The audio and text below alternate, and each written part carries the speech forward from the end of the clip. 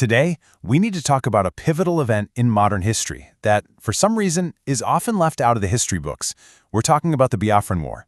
It's a really intense story of secession, starvation, and a national scar that, honestly, has yet to fully heal. Let's get into what really happened. So the Biafran War, which some even call the IGBO Genocide, has been surrounded by a fog of misinformation for decades. So in this explainer, we're going to try to cut through all that noise. We'll use the historical record to shed some light on what went down in a conflict that literally tore a nation apart. Now, to really understand the war that kicked off in 1967, we've got to rewind the clock just a little bit, to 1966. You have to remember, Nigeria had only been independent from Britain for 6 years. Its borders, they were drawn by colonial powers, forcing hundreds of different ethnic groups into one country. And well, those deep-seated tensions were already simmering right below the surface. And what's really startling is just how fast things fell apart in 1966.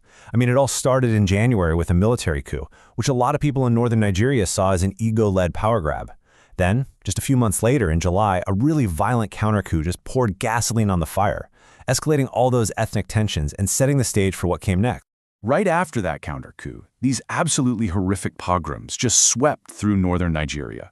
We're talking about thousands of Igbo civilians, people who had lived and worked in the north for generations being targeted and killed. And this, as you can imagine, triggered a massive exodus.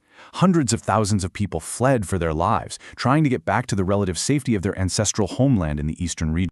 So with this mass displacement and this growing feeling that the federal government either couldn't or, worse, wouldn't protect them, things reached a breaking point.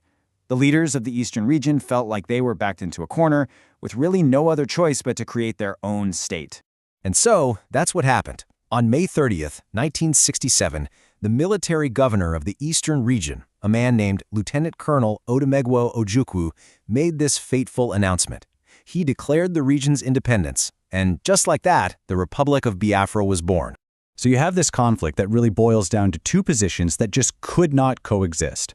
On one side, you have Ojukwu arguing that breaking away was the only way to guarantee the survival of his people. And on the other, you have Nigeria's head of state, General Yakubu Gowon, who saw this as a rebellion that had to be crushed no matter what to keep Nigeria whole. At first, the Nigerian federal government kind of dismissed the whole thing. They thought it was a small problem they could handle with a simple police action.